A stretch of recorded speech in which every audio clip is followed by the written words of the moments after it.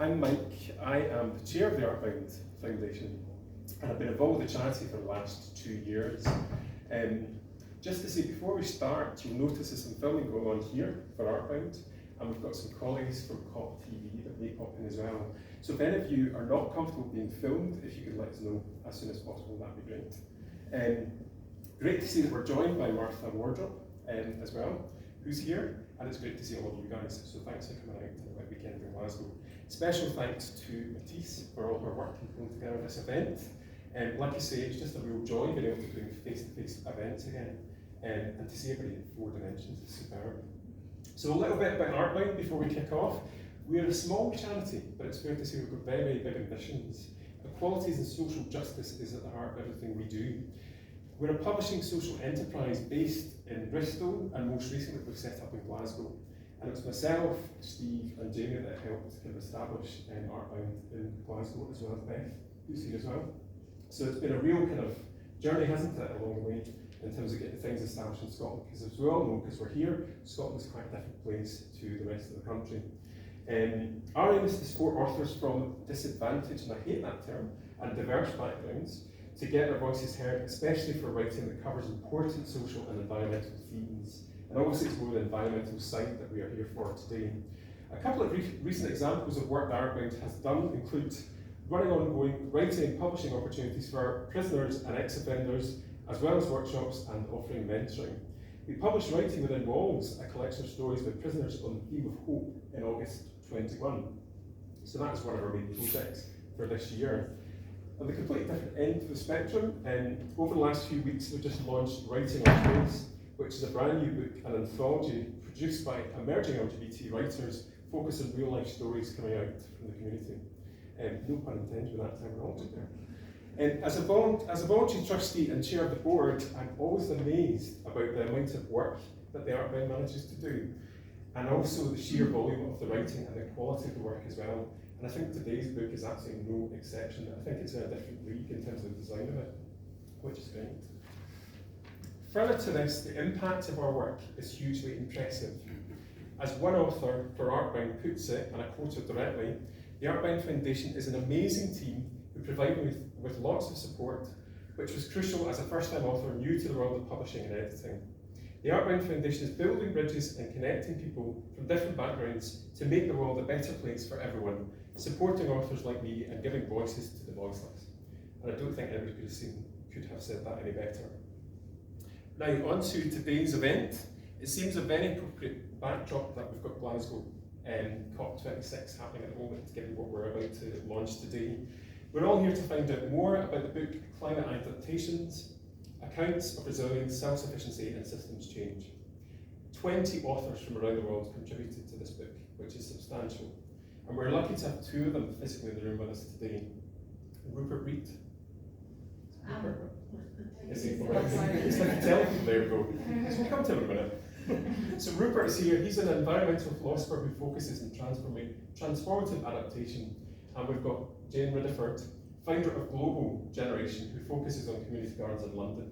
I'm sure Jane will be able to tell us more about what she does later on. Unfortunately, Renuka Thakore couldn't make the meeting today. However, we do have a video which we're going to put on first of all, and then we're going to go into the presentation for the other authors. So thank you once again for coming and enjoy today's event. I am Dr. Renuka Thakore. I am research officer at University College of Estate Management and founder of Global Sustainable Futures Progress Through Partnership Network. I am delighted to present the book and talk about my chapter at the occasion of the book launch of Climate Adaptation, Accounts of Resilience, Self-Sufficiency and Systems Change, coinciding with the start of COP26. The book is edited by Artbound Foundation, is structured in 3 parts and 17 chapters that provide a picture of where the world is heading and what can we do about it. This book takes an unflinching look at climate change, drawing upon the latest data to analyze what the next decades hold in store. With atmospheric carbon emissions at unprecedented levels and insufficient action being taken to prevent a rise of temperature about 2 degrees centigrade. We are not just looking at significant disturbance, but the possibility of societal collapse. For the first time, the magnitude of this challenge is faced head-on, with avenues to address it are presented in this book. Case studies and models from over 18 authors worldwide show ways to build adaptation and resilience and what zero emissions really mean. The book also provides a platform for those from diverse backgrounds whose unique experience and knowledge bring vital new perspectives. For those already feeling the impacts of climate change in the global south, to community leaders fighting to create mutual and natural alternatives, we get a chance to understand the nuances and possibilities of the task ahead.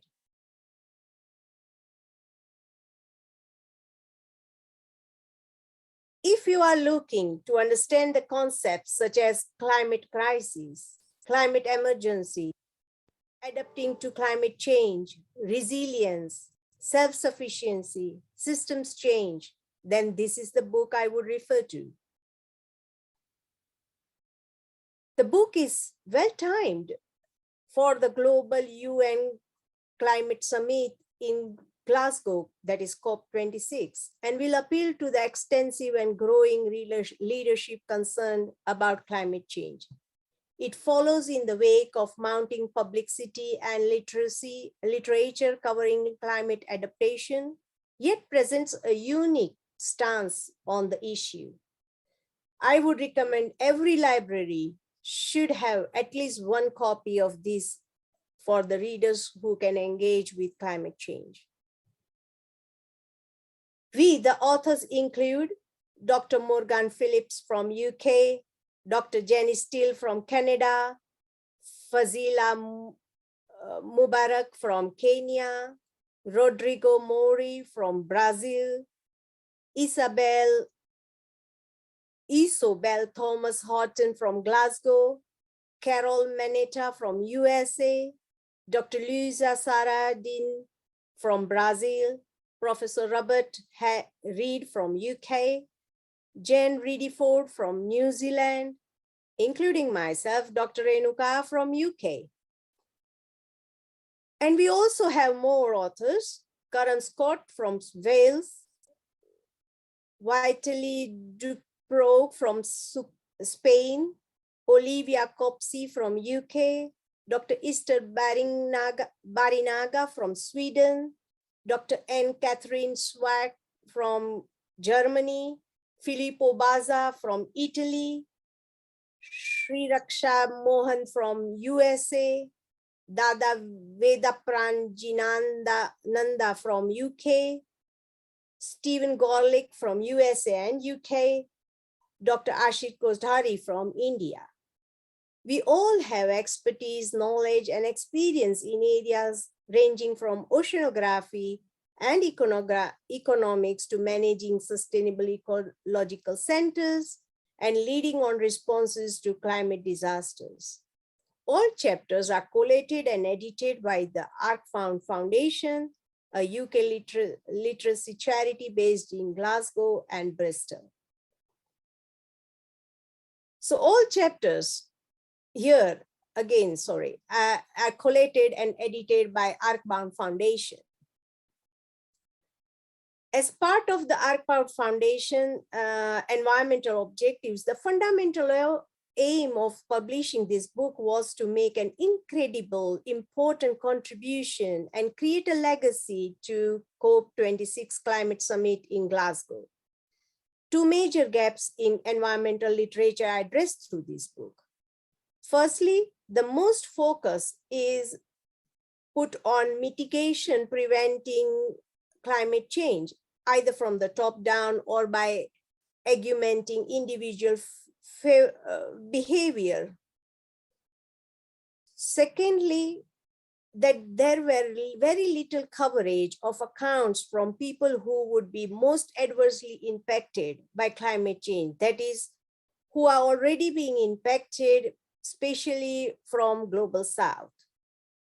The exploration in these areas revealed that the most books rarely dwell into systemic change, at best merely touching upon it.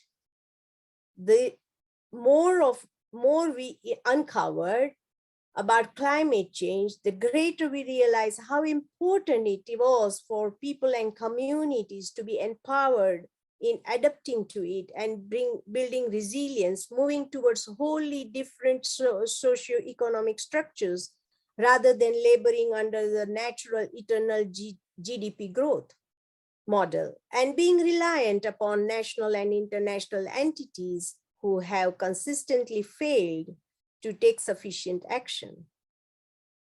After extensive outreach to organizations, communities, and environmental leaders across the world, the Earthbound Foundation has been immensely successful in collating the content that address these gaps and issues. Many of the authors are from positions of disadvantage in comparison with the Northern Hemisphere. Earthbound was able to support these authors by sharing part of a royalty from sales of the book. Being a very small charity, Earthbound had almost no money and was reliant on voluntary input, as with many other projects they have undertaken.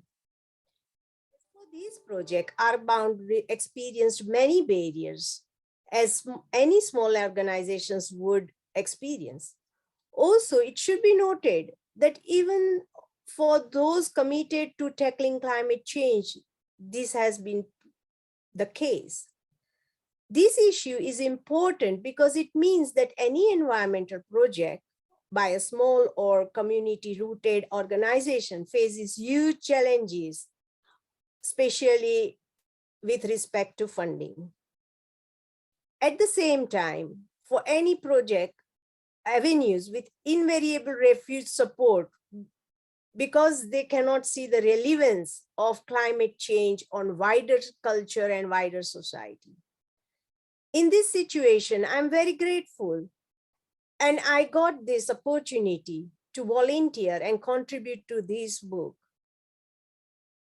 I am very grateful to all the volunteers, and to name few, Tazim Bradier, Jim Dempsey, Steve McNaught, Emily Andrews, Ellie Donovan, Carolina Carvoha, and Gerard O'Hare for their contribution to make this book publish.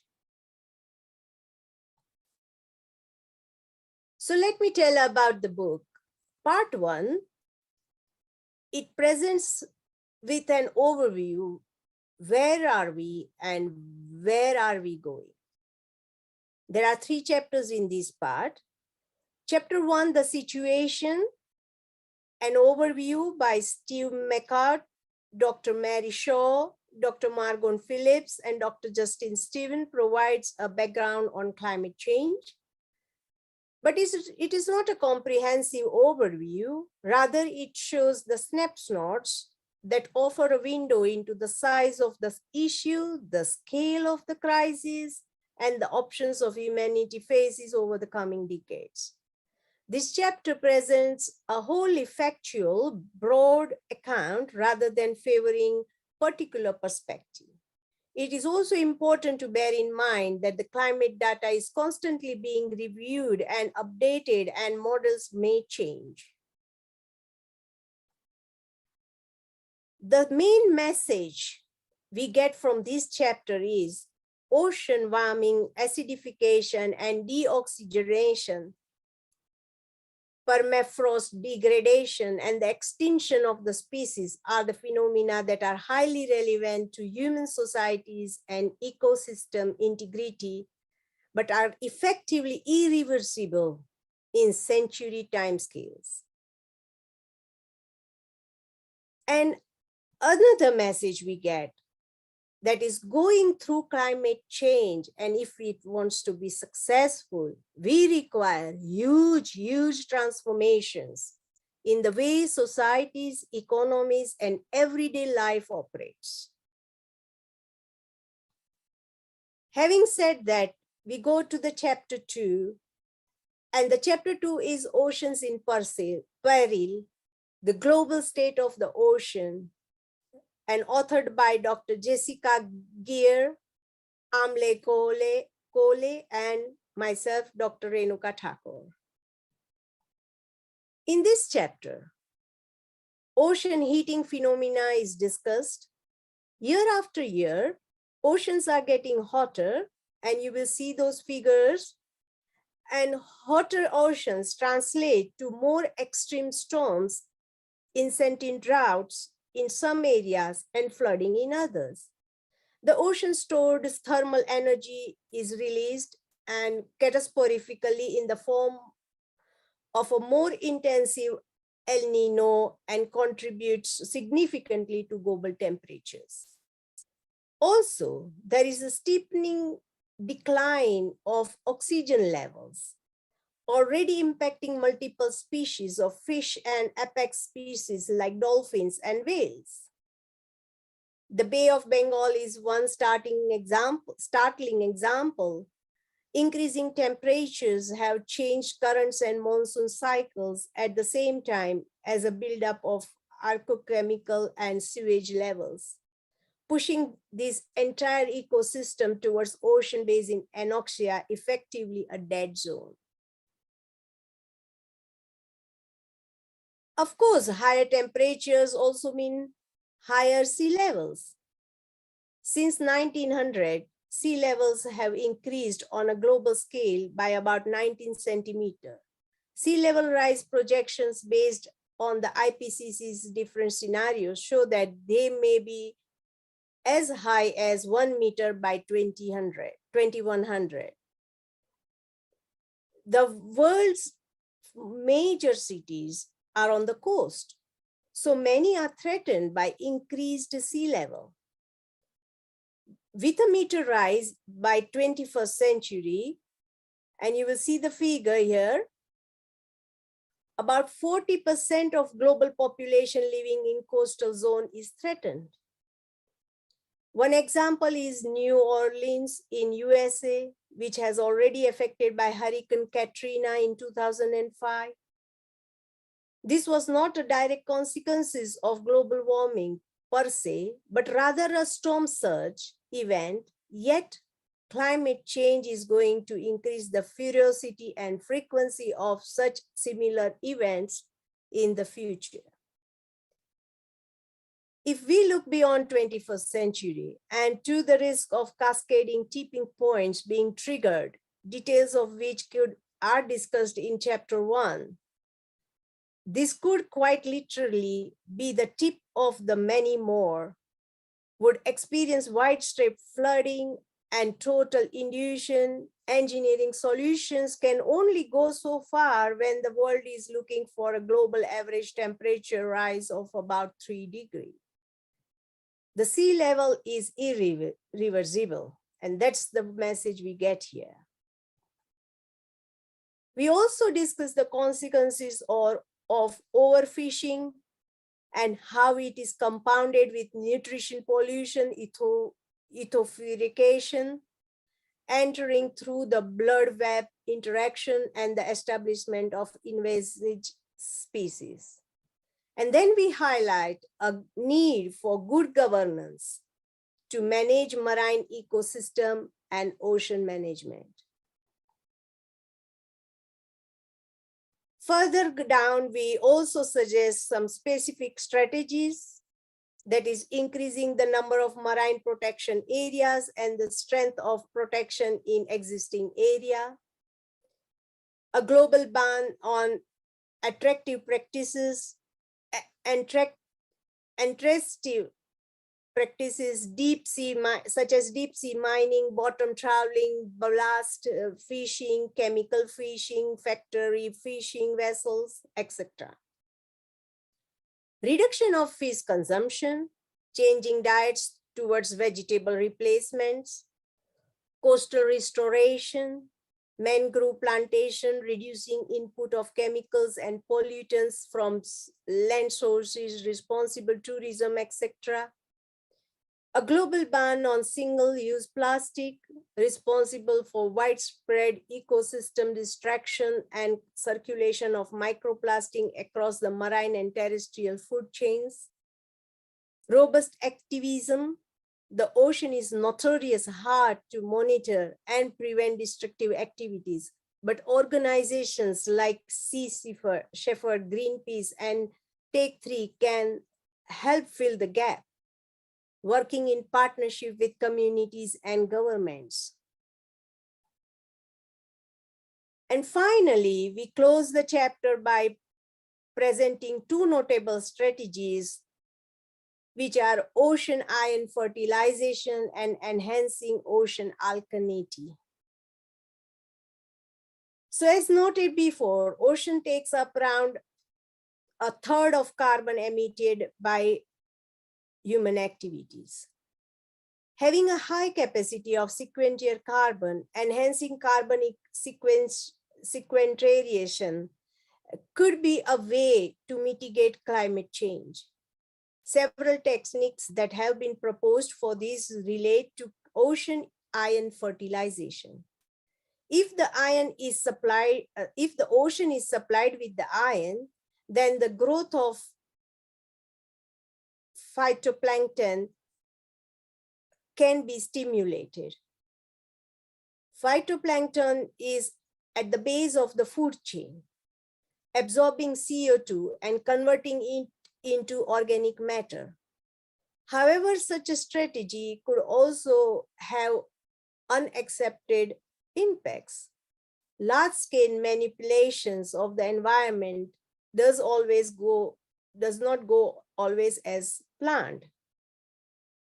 Secondly, enhancing ocean alkalinity is another way of controlling oceanic carbon dioxide. Alkalinity is the capacity of a solution to neutralize the acidity. In terms of enhancing ocean alkalinity, if calcium hydrocarbon or calcium oxide is added to the ocean and reacts with carbon dioxide, the end product can be calcium carbonate and CO2. This ends up reducing two molecules of carbon dioxide into one. Geoengineering of marine cloud brightening or seeding marine stratocumulus clouds can also help to enhance ocean alkalinity. In addition, it is possible for incoming solar radiation to be reflected by ship spraying seawater mists. In some cases, experiments are being carried out to look at adding calcium carbonate to the stratosphere. And nonetheless, as with the case of ocean ion fertilization, there can be unaccepted side impacts, and such large-scale strategies can often be reflective of a poor governance structure and little involvement or consent from local communities. As such, they should be regarded as option of last resort, and other methods that work more in harmony with natural processes and which prevent destructive anthropogenic practices being preferable. And so I will now leave you to explore further chapters of the book, enjoy reading, and spread the message of climate change and adaptation in your network. Yes, together we can make this happen. Thank you very much for listening to me. Well, hello everybody. It's great to be here in person. I've just come from 3 days up at Kura, which is a rewilding estate that some of you probably know, and feeling very nourished by the lochs and the waterfalls that run down the hillside, and I have to say that I've fallen in love with Scotland. I've not been here much before, but my story that I'm going to share today is actually about the other end of the train line in King's Cross, and actually it's beside another library, the British Library. So we are surrounded, there's 2 acres that's surrounded by St Pancras Station, the Francis Crick Institute, the British Library, and then a long road that's threaded through with housing estates. And in the middle is what was an empty car park. And I feel so fortunate to have had the opportunity to have worked with a lot of people, particularly children and young people, in bringing that space to life, as we have done with a number of other concrete places in the middle of London. But this particular garden we called the Story Garden because we really hoped that it would grow stories for how we might be. And thank you very much for the opportunity to participate in the book, because it really made me reflect upon how we might be in a climate changed world, and particularly glimpses of what we experienced at the beginning of the pandemic. So my chapter is called Wayfinding in a Time of COVID. And it was, as many, we all know, it was a time, particularly at the beginning, where people really reconnected to the natural world. And at least at the start in London, the air cleared and the birds flocked back in. And those 2 institutions on either side of us, they closed their doors. But for us in the Story Garden, what happened was local organisations came together in an incredible way, and we drew upon the strength and the stories of the people in our local neighbourhood. And in some ways, what happened at that time and over the last 18 months, I felt we were prepared for it some years before, where we were introduced to an approach, a wayfinding approach, that really set us up as an organisation to find our way and navigate in a fearful time and an incredibly uncertain and changing time. And I thought, just to give you a flavour of that, I'm going to read an excerpt from my chapter.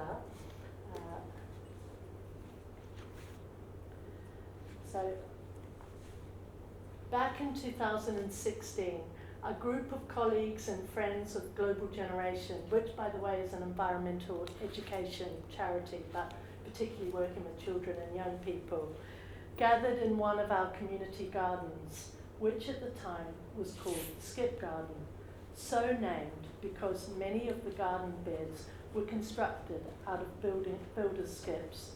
Around us, the sun shone on the concrete and the glass of the new high-rise buildings in King's Cross. And despite the air feeling hot and stifling, there was a special feeling that day. We were about to spend the afternoon with Shelley Spiller, who was a leadership scholar and wrote a book called Wayfinding Leadership. And she's from New Zealand and Māori heritage. She brought us a gift that would stand us in good stead in the months and years to come. In retrospect, one could say soul and survival work was about to begin. Shelley was there with her mother Monica, and as we settled into our porter cabin classroom, our guides welcomed us with a karakia as part of a traditional Māori greeting. The atmosphere was captivating and powerful, and during the afternoon we were introduced to practices handed down from early Pacific explorers who had braved treacherous waters to unknown destinations. Deeply attuned to the interconnection between all things, these wayfinders paid attention to the subtle changes within themselves and their team. They learnt to read the ripples of the sea beneath them and the movements of the clouds and the birds in the skies above them. adapting and adjusting as they journeyed forward. Shelley described how one must step beyond the knowledge of one's own horizon to be a wayfinder. This way of being fully aware of the clues that arise in the present runs counter to the ideas of a preordained world that many leadership approaches are based on. Wayfinding as a fluid way of being is well suited to the unknown realities that now lie ahead of us in the face of climate change. On that hot summer afternoon with Shelley, we explored our ancestral roots that spread around the planet. We were called upon to identify and find strength in these roots. And as we told stories of forebears from long ago and of places in the lands that hold meaning for us now, we were reminded that there is a deeply intuitive and infinitely more creative way of being than the lockstep of a master-planned process. Since then, viewing Global Generation as a wayfinding organisation has brought a sense of trust and patience to a journey in which we've become more aware than ever that the end is not yet written. It is very much a relational journey that depends on the interconnection between all things. And very often, if I was doing this presentation, I wouldn't be doing it alone. I would be doing it with one of the young people that we work with. And our work is very much about giving them a voice. And we often say to them, we're not doing it for you, we're doing it because you and your voice is needed for the future. And I'll just read another small section where some of the young people's voices are woven in. So, and it is also how we began wayfinding. The disruption caused by the pandemic encouraged self-organising amongst the Global Generation team, revealing previously hidden talents. In the early stages of lockdown, storytelling, cooking and craft sessions went online, and we created downloadable stay-at-home garden packs. Young people became accustomed to meeting each other on screen, and we gave them opportunities through discussion and creative writing to find words for these unfamiliar experiences and to share their fears about the lived realities of each day. As Anna, who's 15 years old, describes, our life has changed, waking up to something new that has never happened before, numbers to read each day on cases and deaths, and I am scared. From the constraints of their bedrooms, teenagers explored big and challenging questions and asked themselves what the future might be. As Emma says, we dived into race, migration and privilege and how we spark change. And we investigated activists that fight powerfully for all living things. Whilst technology was amazing, we realised that our role was really about enabling people to come outdoors, away from their computers and their screens, into the wide spaces beneath the trees and the tiny, mysterious spaces and the cracks upon the pavement where the dandelion, the nettle and the fireweed find their way through. And Sion describes how something small like a daisy or big like an oak tree can have a much greater impact on us than I realised. The plants, stories and songs that I encountered over the last year will be with me forever. And we did manage to keep the gardens open for the whole period and through all of the lockdowns, and we just had people in small numbers, and in that way we grew lots of food for local food banks and then began to develop food sovereignty amongst the local community and supported them in growing their own food. And in those small groups we also began to hear the stories that came through from the mothers about the healing that happened in their childhood, and many of the young people started in their own ways to express the healing power of nature. So their voices are threaded throughout the chapter, but I just wanted to speak a little bit now about the fact that it wasn't just a pandemic. Obviously, it's a much bigger context of climate change in which wayfinding seems to be ever more important. And it's really not an easy thing to do. In fact, it can be very confusing and it can come across as very unprofessional, especially within a system that seems to enshrine a risk-averse way of being. And we've definitely had our moments. In fact, over the last couple of months, it's been very present for us because the Story Garden, like many of our gardens, is a temporary site. Over the next few years, the British Library will extend and the Alan Turing Institute will be built. And the library and their developers, they're keen for Global Generation to be part of the public realm of the new extension. In fact, they even want us to have our Story Garden on the piazza of the library. And that is a place that many of the local people feel is something, it's a bit of a fortress that welcomes some people in and keeps other people out. And there's a shift there. But the thing is, as most of you know, the institutions are very used to working in the lockstep of a master planned process. And pretty soon we found that they had brought in landscape architects who were asking us for bullet-pointed briefs and to be delivered by certain deadlines, and it just felt all wrong. We didn't want bullet points, we wanted well springs, we didn't want deadlines, we wanted lifelines, and we needed to go slowly at the pace of trust. How might our neighbours who lived in the housing estates along the edge of the garden, might they like to have parts of the garden spreaded through their, by their homes for them to garden? How we had to take a more organic approach to the whole thing. And it was very frustrating and very difficult and very hard to explain. And I really felt the developers in the library, they really wanted to understand and they wanted to try, and they liked what we did, but a wayfinding process, it's not very convincing within the intense constraints of planning requirements. And then we, on more than one occasion, we were like, this is just withering the lifeblood out of all that we hold true. And we were about to say, no, we can't work together. It was a different way of being we were trying to preserve.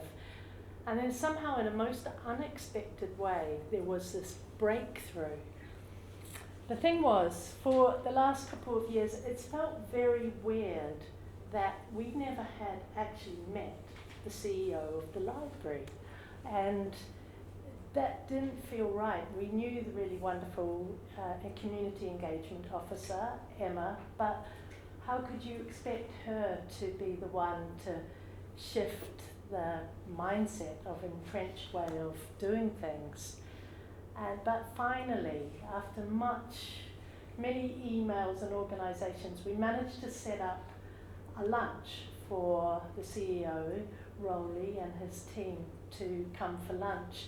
And we had a beautiful lunch in the Story Garden, and everyone had a good time. And I heard afterwards from Emma that they were all buzzing and very excited about it. But then the days ticked by and no thank you letter came. And I was kind of like, what? Even the Queen might say thank you. And so we sent a little thank you as a kind of a hint, and still nothing came. And then Emma happened to call me, and I told her what I thought. I said, we just can't continue, it's not going to work, our collaborating with the library in this way, and because our work is very much relational work, and it'll be on shaky foundations. So I said, that's it, no. And she said to me, well, thank you, I've been trying to communicate this for a long time. And she straight away picked up the phone and she called the CEO. And to his credit, he instantly called me back, and Rowley is his name. He was devastated. He just hadn't realised how locked inside the institution he was. And he asked if I'd be around later that day, and he brought a card and a gift. And somehow, through what you could say was a kind of failing forwards, we fell into an imaginative space and started to dream together with Rowley, some of my colleagues and my neighbours, or our neighbours. We started to get a glimpse of a shape of how things could be. And we felt there could be a kind of almost like a green river running not just on the library piazza, but all the way up that long street and threaded through the houses and through the courtyards of the different estates. We felt it would be a kind of river of hope. And then fast forward a few weeks, and this was just 10 days ago, I was there with one of my colleagues, and we were standing on the piazza of the British Library with Rowley and all of his team. And it felt like we were speaking to open ears. Nothing was off limit. And we started to paint a picture of a kind of legalized Occupy movement where local people would be able to come and garden on the piazza, but not only that, the library would also help some of the gardening up and around the street. And it was a picture of this green river that was also informed by the whisperings of an underground river, the River Fleet that flows past part of the library. And suddenly I heard Rowling say, well, of course we're standing on what would have been the banks of the River Fleet. And my imagination and my senses, I suddenly felt the water roaring under my feet. And my imagination stretched back in time, and I could picture the time when the waters would have flowed over the surface of the land. And that was a time when legends and dragons and the sacredness of water was felt to be true. And I imagined, what would it be like if one of those dragons came to the surface now? Would she fly up to the top of those glass and steel towers? Or would she ride slipstream behind the cars that hurtle along the Euston Road?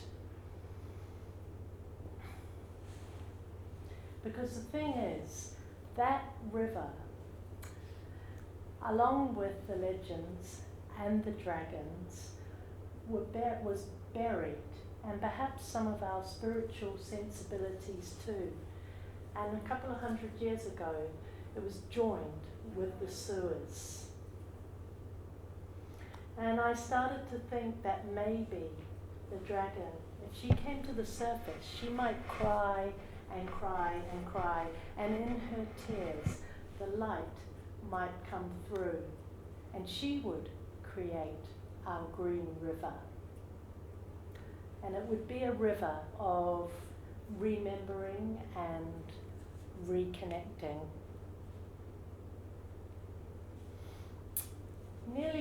Probably more than 50 years ago now, the paleontologist Teilhard de Chardin described how we must harness all that we are in the service of all that lies ahead. And when I think of this story, I remember how it is wayfinding and rekindling the old stories that will help us create a green river, and in the waters of that green river, the separations of our world. will not be so strong.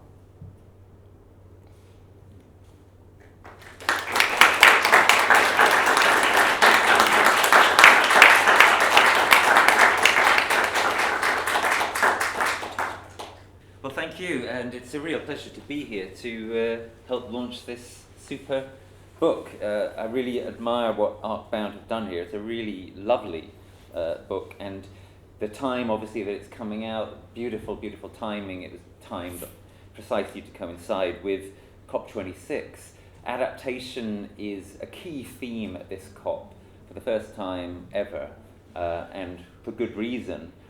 The basic situation that we're in right now is that we are in the middle of the climate crisis. It's not going away. It's only going to carry on getting worse for a very long time to come. And it is too late not to have adaptation to that crisis, to that chaos, placed front and centre. I think what you'll see at COP over the next fortnight is that it won't be as front and centre as it really should be. And I'll come back to that a little later in my remarks. But we're doing our little bit here to help boost it up the agenda a bit. And that's absolutely the right thing to be doing for reasons that I'll elaborate on further as I go forward. So what I'd like to do, a bit like Jane, is to do something which I think is an appropriate thing to do at a book launch, which is to read a little bit of my chapter from the book. So you get an actual sense of what's in the book. My chapter is the final chapter in the book. It's got a somewhat evocative name. It's called Dodo, Phoenix or Butterfly. Why it's time for transformative adaptation. I'm hearing some sort of gallows humour type sniggers from the audience. I think you kind of already are getting what my basic concept is with this title. Dodo, Phoenix or Butterfly. First, I'm just going to read out the first footnote because it's very important, I think, to understand that this chapter, like this book as a whole, is through and through collaborative work, because this work that we're talking about here, it has to be collaborative work. It's not the kind of thing that individuals can do alone. So what I say in the first footnote is, this piece has my name on it, but much of what is in it is a direct product of the Transformative Adaptation Collective. So that's a group of people that I've been working with for a couple of years now. I want to especially thank Una Menges, Simon B., Skeena Rathor, April Griefsong, Ruth Allen, Scott Henry, Morgan Phillips and Rachel Bailey for co-thinking that has made this piece possible. And I hope that gives you a bit of a sort of flavour of where this emerged from. So what I'm going to do is I'm going to read the first page and a half of the piece and then read the final page of the piece and hope that that gives you a sense of what it's all about. Our civilization faces a choice between three possible futures. 1. Complete terminal collapse. 2. Collapse followed by a new civilization. 3. Transformation, arriving at a new civilization through deliberate intentional change. You'll notice that I do not consider the continuation of the current civilization as an option. It is now clear that not only is such continuation undesirable, as our current civilization is the sixth mass extinction, besides being deeply socially inequitable, but it is also impossible. The only way we can get through this is by way of massive change, intentional or otherwise. There is room for differences of opinion as to the likelihood of these three options occurring. I now regard the second, collapse followed by a new civilization, as far the most likely. But such differences do not alter the logic of the situation.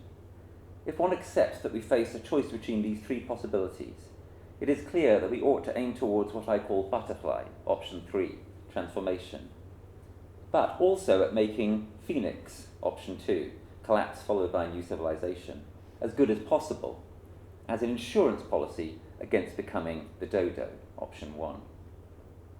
Phoenix is obviously immeasurably better than dodo, but we should be clear that phoenix comes on the back of immense suffering and difficulty.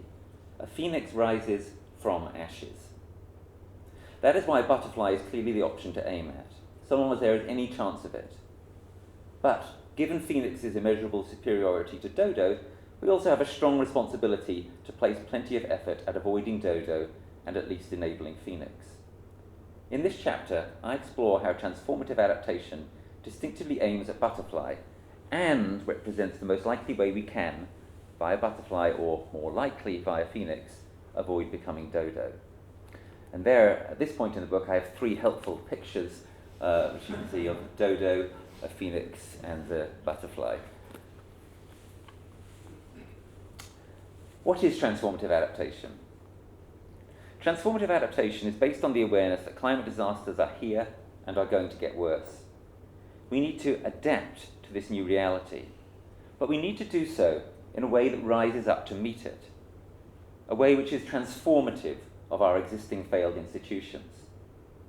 Transformative adaptation is thus a set of responses to our declining climatic and ecological reality that is simultaneously profoundly realistic and seriously transformational in intent. Part of such realism is acknowledging that these necessary changes are unlikely to be undertaken sufficiently by government. The Glasgow COP is going to fail us. That is virtually certain.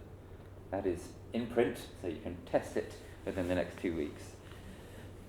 So we must mainly undertake transformative adaptation for and by ourselves, modelling the future that we want to see, and hoping thereby to spawn a positive power of imitation, including by governments. Transformative adaptation is going to mean things like growing our own food, and more generally, insisting upon whatever is necessary in order to do that safely for the long term. Now, I then go into the detail of what that might mean and some examples, but I don't have time to do that here. So just to say very briefly that the kind of thing that I mean by transformative adaptation, you've already heard something about it. It's the kind of thing that's happening in an embryonic form, if you will, in the green kind of example that Jane gave, or in woodland gardens. To give other ways of thinking about it, or other sort of indicative examples. You could think of guerrilla gardening, but picture guerrilla gardening happening at scale, or guerrilla rewilding. How about that as something we should be trying to do? And picture these becoming kind of more and more legitimate until they don't have to be so guerrilla-ish. Jane spoke about a legalized version of the Occupy movement, which I think is a splendid vision. Part of the transformative adaptation agenda, which is already starting to happen on the ground, is without doubt what is going on under the auspices of the Climate Emergency Centres movement. If you haven't heard of this, you will hear about it soon. These are gradually spreading across the UK and abroad. And they have a splendid sort of business model which involves taking over places which are not being used, which are unoccupied, and getting the council tax and business rates exemptions that are now widely offered by councils, so that you don't have to pay anything for occupying the space. So one way of thinking about it would be sort of legalised squatting. That's sort of what the climate emergency centres are doing at scale. Transformative adaptation is how we get to aim at butterfly-style transformation without collapse, while simultaneously minimising the chances of becoming the dodo. Thus, transformative adaptation involves preparing for phoenix too, as opposed to letting dodo in the door through acting like ostriches. A little multiplication of the sort of birdie metaphor there. And at this point, I'm going to very cheekily say, if you want to know more about the phoenix side of things, the best vision for phoenix is what's been put forward under the heading of deep adaptation. Adaptation which prepares for potential societal collapse. And there's something about deep adaptation in this splendid book. If you want to know more about it, then I've just edited a book on it with Jem Bendell, and I've just put some flyers around the room about it. So if you like climate adaptation, you might also like deep adaptation. Okay, now jumping to the end of the chapter. I opened this chapter with 3 options. The third, butterfly, was of wise, proactive societal transformation. This is the dream that motivates transformative adaptation, alongside the need to prepare together for something significantly less smooth. But as I've also hinted, we need to transform civilization so that it's truly worth saving. At present, it's ecocidal, which is not just self-undermining, but horrible, in fact, evil. If we only talk or do deep adaptation, we risk being accused of giving up, of being doom mongers. A gulf would then open up between the localizers and crusties on the one hand and the political and activist types on the other hand. But why can't great unprecedented strength be found if we were to really bring these two distinct types, these two distinct tribes together? Transformative adaptation is a way to do that. It's never been done before at scale. Now is the time. Our climate is breaking down, but we can put brakes on that breakdown. We should drop much of what we think we know, including the rash assumption that we know what the future will hold. A humble, precautious, unknowing attitude to the future is exactly what transformative adaptation cultivates. The future could be wonderful, or it could be terrible beyond imagination, or it could be both. We need to move into an uncertain future in a way that does not presume, in the manner that our arrogant civilization at present does, that we know that the future will be good or bad. Transformative adaptation protects against the worst while inviting and seeking to manifest the best. It could enable us to transcend the environmental movement and to start to build an ecological future. Transformative adaptational actions are likely to be most effective if they are the change we want to see in the world, if they are beautiful and powerful, if they make sense to people, if they try to create something and not just hold it back. This is partly coming out of a background of having been involved in Extinction Rebellion and noting that something that quite a lot of us in Extinction Rebellion started feeling was we wanted to do more stuff which was kind of positively manifestative of and be figurative of the future, and less just stuff against stuff we don't like. The most obvious ways of narrating transformative adaptation will involve the growing of food or activities similarly fundamental to our lives, starting to make possible a vision of a good future, despite everything. Ergo, transformative adaptation combines the practical goals of permaculture with the methods of Extinction Rebellion to embody senseful acts of beauty. Tragically, our best hope now is probably to get hit hard, but not completely devastatingly, by climate disasters fairly soon, to wake enough people up. For such disasters, we'll be probabilifying transformative adaptation without delivering collapse first. Without this, we are very unlikely indeed to achieve butterfly and can hope for phoenix at best. Dodo, by the way, doesn't necessarily mean that humanity goes extinct. It's more like the scenario that James Lovelock famously sees as likely. Civilization goes extinct. Humanity survives probably, but clinging to the wreckage without any phoenix in sight. It could see the Mad Max future of our nightmares. Instead, picture a future in which we respond proactively to the coming disasters by shortening supply lines. Picture a new civilization in which we live much more likely on the land. A future in which we get to realize the leisure society while finding meaningful work close to where we live, producing more of what we really need. A future in which we flourish and maybe even manage to head off collapse, even as planetary conditions get harder, as for a good while now to come, they are certain to do. Picture this, and you are picturing transformative adaptation.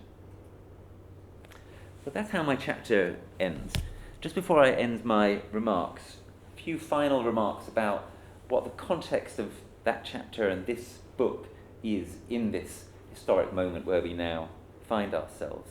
So as you've heard, my view is very strongly that COP26 is bound to fail us. It's asking fundamentally the wrong questions. It's not asking how to transform our civilization. It's not asking how to move beyond endless economic growth. It's not asking whether we actually need all the energy that we are currently producing and using and wasting. The agreement that our leaders will reach here in Glasgow in the next 2 weeks will be a bad agreement at best. The alternative is a terrible agreement or no agreement at all, and those are also very real possibilities. Now, a bad agreement would be better than a terrible agreement, and a terrible agreement would be better than no agreement at all. But none of them are enough. The chances of them doing enough are they're incalculably minuscule. So, by all means, let's spend the next couple of weeks doing what we can to nudge the agreement towards being a little bit less bad. But let's not go into this with any illusions. So, what happens at the end of COP is, in my opinion, what is really crucial. We need to be present and active to make sense of and narrate our leaders' failure in order to enable people to understand that if they want something better, they're going to have to rise up in much greater numbers than has occurred so far.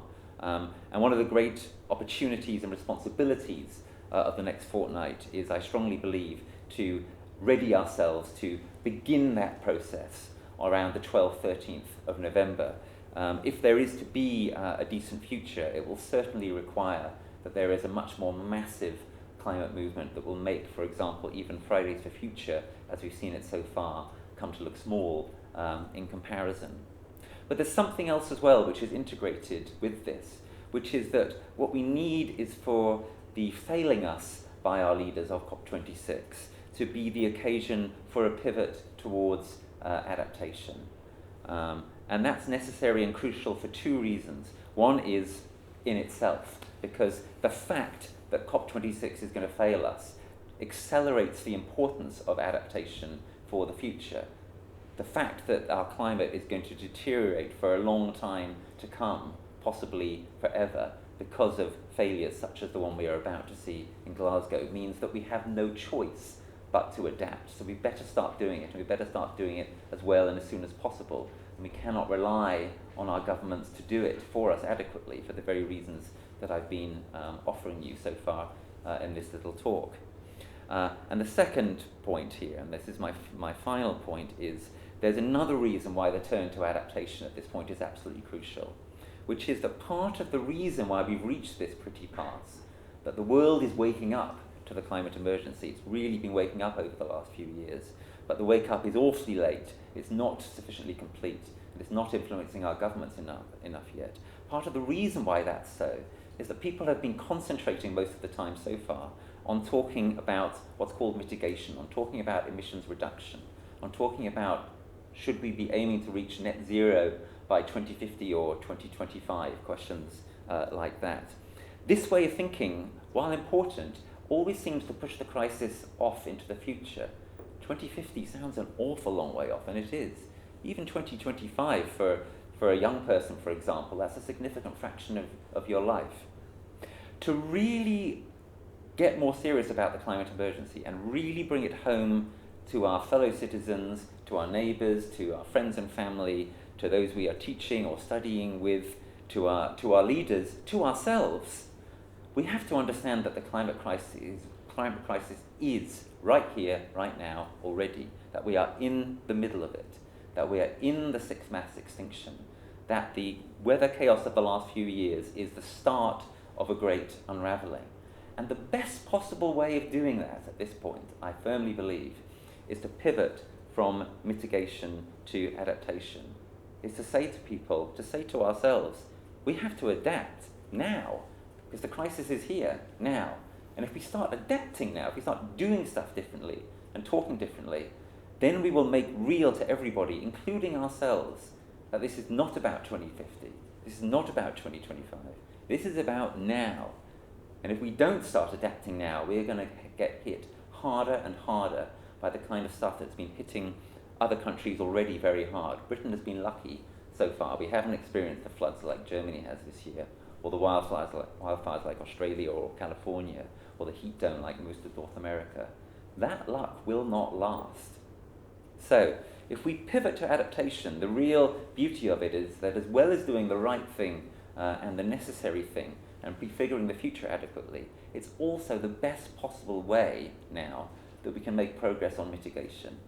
Because the thing which has been missing so far is people really realizing and taking in that we are in this emergency, we are in this crisis.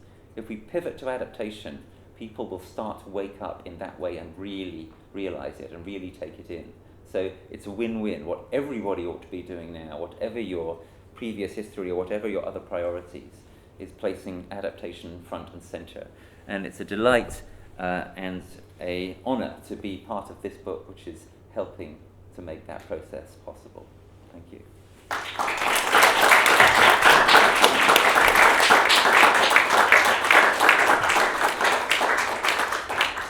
you for that. That was great. Questions? It's one at the back. Yeah.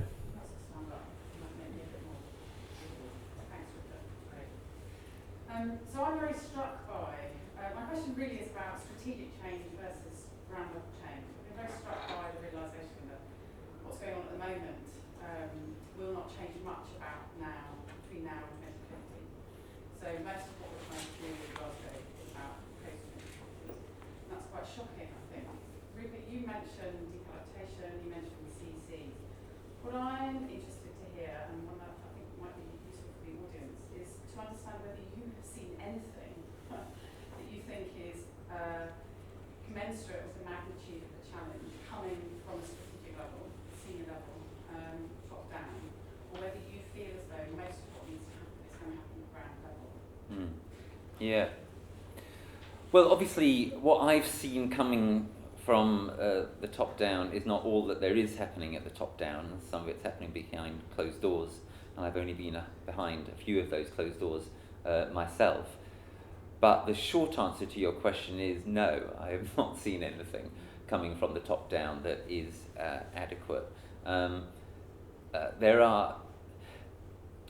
a sort of paradox to the situation, which is that all the time, more and more people, including at the top level, people high up in the civil service, in politics, etc., are waking up and realizing how bad the situation is. That's happening all the time. It's happening more and more. It will go on happening.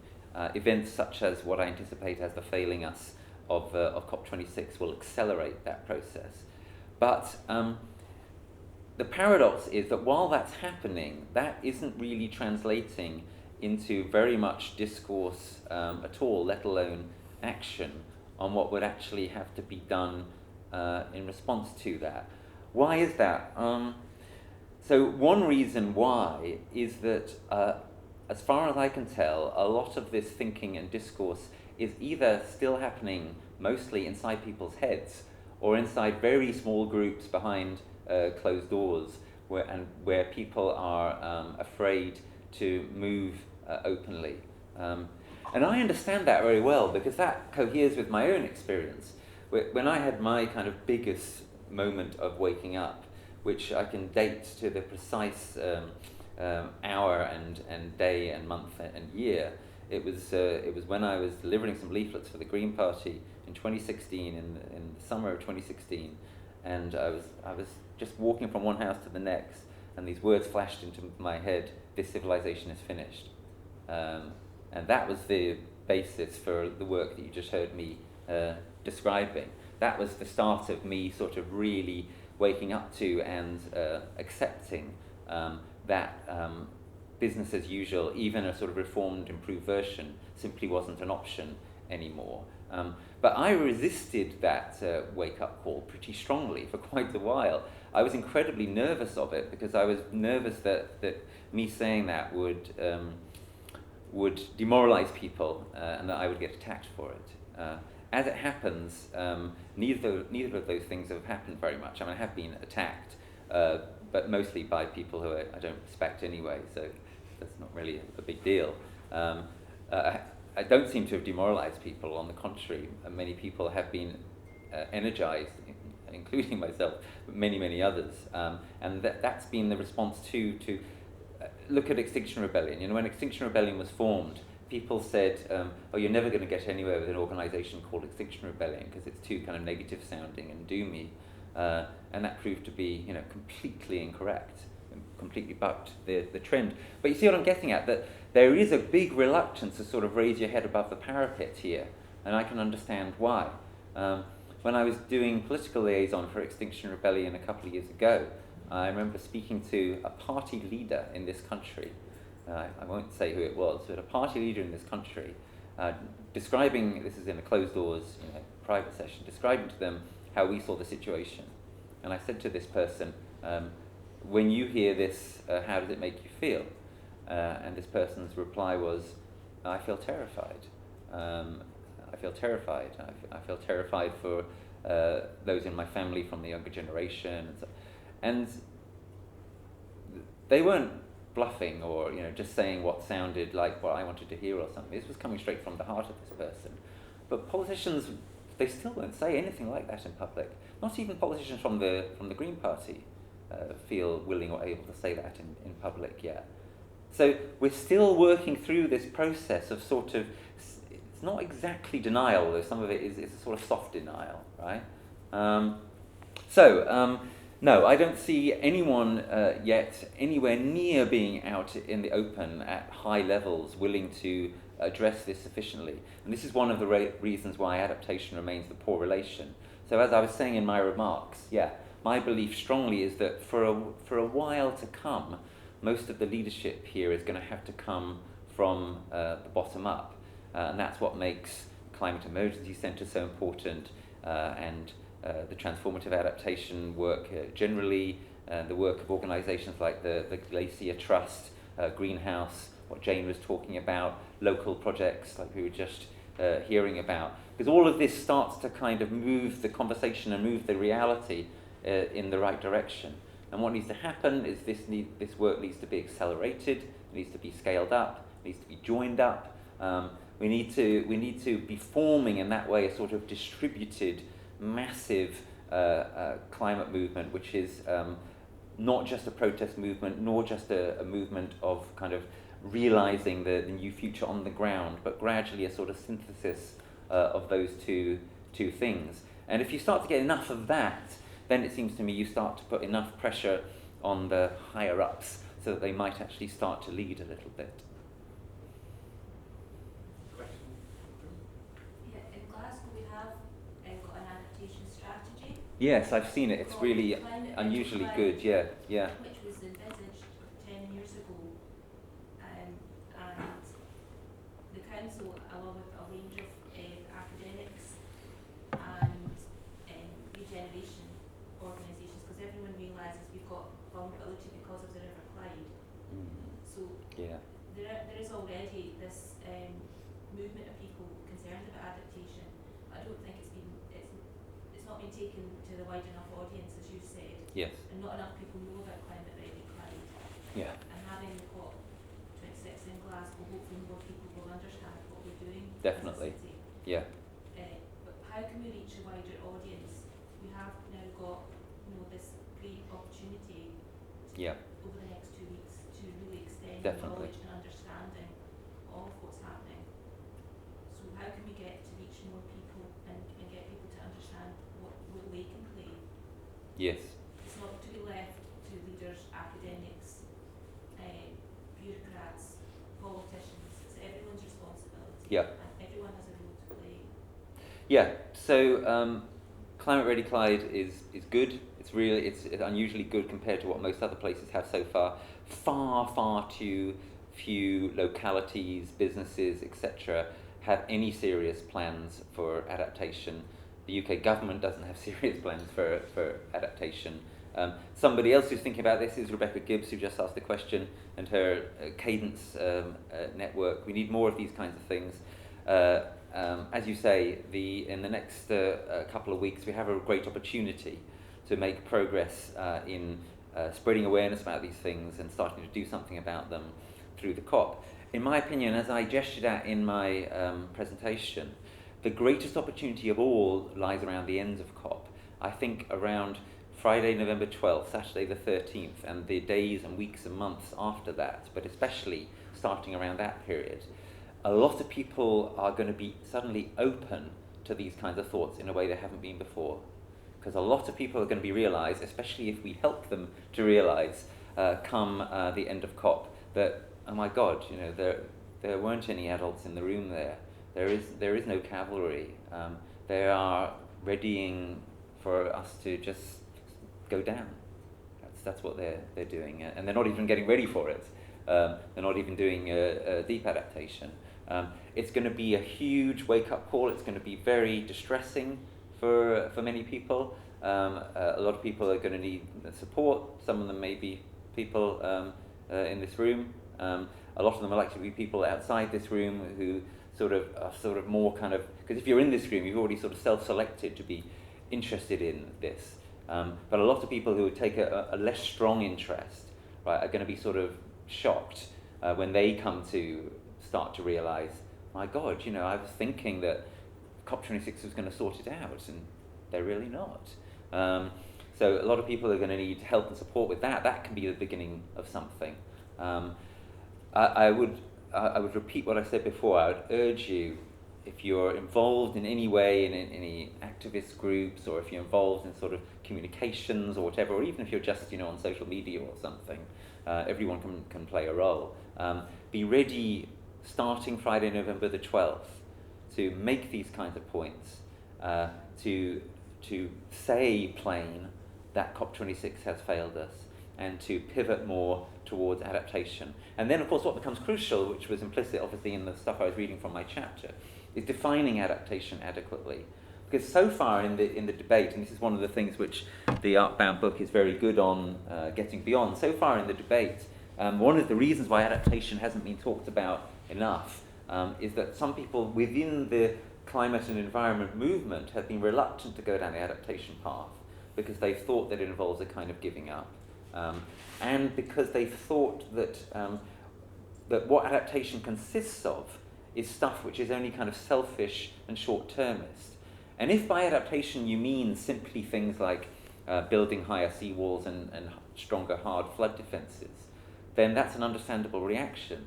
But if by adaptation you also mean the kind of thing that is under the heading of transformative adaptation, then that's not the right reaction, right? If adaptation means thinking long-term, acting with nature rather than against nature, mitigating at the same time as you adapt, changing our society, transforming our system to one in which we can flourish in the kind of ways that we need to do anyway. If it means things like restoring wetlands, restoring mangrove swamps, relocalizing our food supply, etc. If it means those things and not just building higher walls around the Clyde or whatever, then it's the right thing to do anyway, as it were.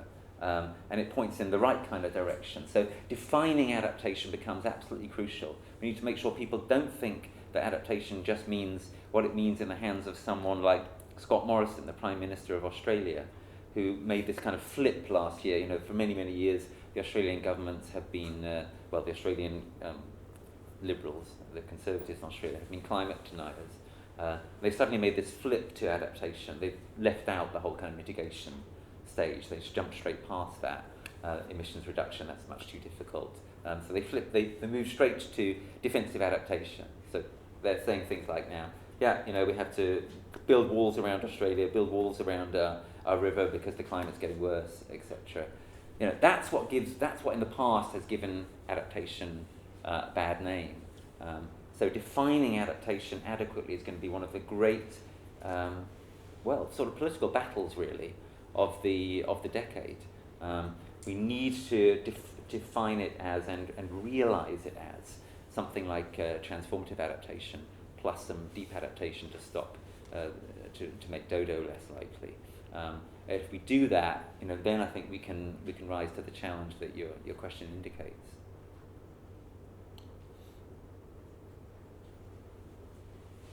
In terms of outcomes of COP26, what would, in your view, would be the sort of best case bad agreement? Yeah. So let's sort of take it from the top, as it were.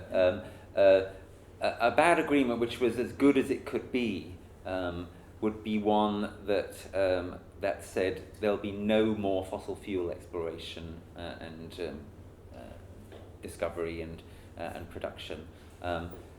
That's what the IEA has called for, the International Energy Agency. That's incredibly unlikely, phenomenally unlikely. That's still not enough, but that's the most that one can possibly hope for from this COP. One rung below that, an organisation that I helped to run called Greens Can, the Greens Climate Activist Network, who you can find easily on Twitter or on the web. We've proposed 10 tests for COP. So there's an article we've written called 10 Tests for COP26, which doesn't go quite that far, but proposes 10 absolutely minimum sort of basic thresholds that COP needs to hit, to not be sort of as good as a bad COP can be, but to be sort of taken seriously, to be a decent agreement at all. The 10 tests include things like there has to be some action on animal agriculture, which they've done nothing about in the past. And there has to be the 100 billion that's been promised to the poor countries of the world. That has to actually be given to them. And it seems that that's already sort of more or less been abandoned at this COP.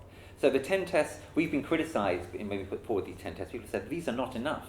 You know, COP needs to do more on this. And our response is, yes, we know that COP really needs to do more on this. This is an absolute minimum threshold. If they don't do this, then it's just clear as daylight to everybody that we can turn around and say, you're failing us. So that's why we did it, basically. So that either we can, be incredibly surprised and say, yay, at least COP met this minimum threshold, or we can be entitled when it comes to the 12th, 13th and onwards to say, you failed us.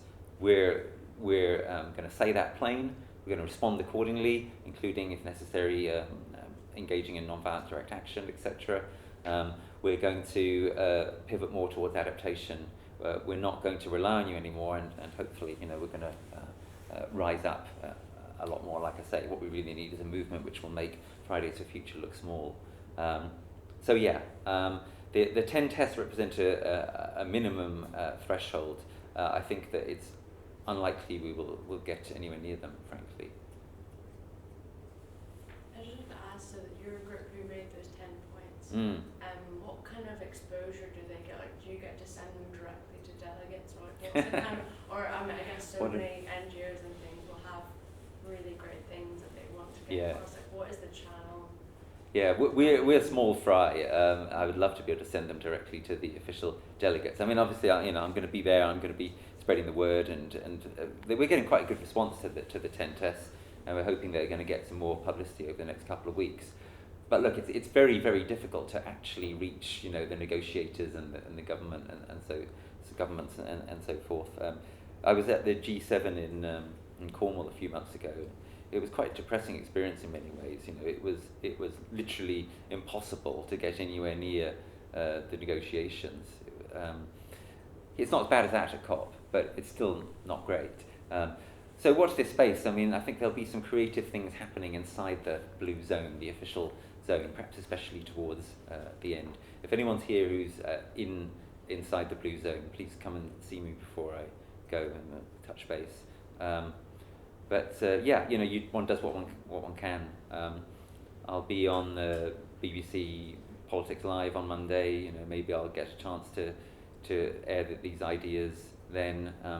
But as I was saying before in response to Rebecca's question, we are a long way from a situation in which transformative adaptation, let alone deep adaptation, has almost any mainstream media exposure at all. Everyone is still nearly all the time, is still in the game of sort of trying to find a way of perpetuating the system that we're in. And the bulk of the environmental movement is still kind of in the business of trying to say, we need a better COP, we can do it, yes we can, we can have a Green New Deal, we can make it so that everything's going to be okay. No, everything's not going to be okay. Things are going to get worse for a long time to come, and our civilization is probably going to collapse. And what we have to do is to try to stop it collapsing, and to act as virtuously as we can in the process, and to also ready ourselves for making the collapse a relatively soft landing if it does come. And we're a long way from that being very present in that reality, being very present in public discourse. Like I say, it's going to take a long time because it's really shocking to people, and it's not what they've been brought up to believe. Any more questions? I have a question, just very quickly. I'm conscious of time as well, but I just think your description, the dodo, the variants and the butterfly, is a really good way of getting complex information out in a very accessible way. And I'm just wondering what inspired you to use that approach. Yeah. Okay. So I'll tell you. So we were working together in the Transformative Adaptation Collective. We were like, how can we get over sort of metaphorically this idea of what we want, what we're aiming at, transformation. We were trying to come up with a sort of a symbol. And if you go to the Transformative Adaptation website, which is www.transformative-adaptation.com, you'll see the symbol we came up with, which is it's like a sort of human being transforming into a butterfly, something like that. So that's where the butterfly came from, and that was a sort of collective process. I had already come up with the phoenix idea to describe what I thought was the most likely scenario, that we're going to go down and then we'll find a way of emerging from that. And then my colleague, Morgan Phillips in the Transformative Adaptation Collective, who's also got another chapter in the book, he said, so Rupert, you've got phoenix and you've got butterfly. Now, you need a word for the first option, the option that nobody wants. And he says, and I think that word is dodo. And then I think, thanks Morgan, yeah, that's going to be the chapter, that's going to be the title of the chapter. And yeah, obviously we're pretty happy with it because it does make it very, very vivid and understandable to people, and I'm hoping that might catch on a bit. So yeah. It's memorable, which is great. Yeah. Any final questions? Rupert, you mentioned the 12th and the 13th. Yeah. I'm mindful of the fact that the 6th is really a march of hope to some extent. And I wondered if you could just say a bit more about it and say how we might pivot. A lot of the people who are going to be on the 6th to somehow be around the 12th and 13th. Yeah. What's the mechanism at the moment? Is there one? Yeah, good. So on the 5th there's the big youth march, and on the 6th there's the huge general march, and they're both going to be mainly, I think, as you say, sort of marches of hope. And what I really don't want to happen is what's happened at most previous COPs, which is that at the end people go home in despair, or at Paris people go home in a sort of triumph. Triumph is not going to be, I'd love to be wrong, but triumph is not going to be the appropriate mood at the end of this COP. But just despair and just kind of giving up and just going home with the tail between your legs, that's not going to achieve anything either. So yeah, we need to be ready to respond, and those of us who are here in Glasgow should respond in person here in Glasgow on the 12th. So to make it a little bit more precise, if you are here on the 12th and you want to do something, there will be action occurring at and around the COP as it comes towards an end, as the final agreement is announced, after the final agreement is announced. There'll be more emerging about that, but basically, just get as close to the COP as you can, make your feelings known, write appropriate banners. The media love homemade banners. They like them a lot more than mass-produced banners. And if, as I say, if you're actually inside the COP, as I will be, then there'll be stuff happening on the inside as well of a similar nature. And hopefully, if we sort of coordinate that and join it up a bit, the timing will be kind of pretty clear. It will be when COP is ending. By the way, just to make it slightly more complicated, it is possible it will not end on the 12th. Occasionally the COPs get delayed into the next day or even onto the following Monday. So you have to be ready for that. But the high probability is we're talking about the afternoon of Friday, November the 12th as the key moment. So yeah, if you want to respond to this call, then spread the word and come to the outside of the COP on the afternoon of Friday, November the 12th, or to the green zone, which is open to the public. The green zone is the part of COP which is open to everybody. Great, thank you. Thank you.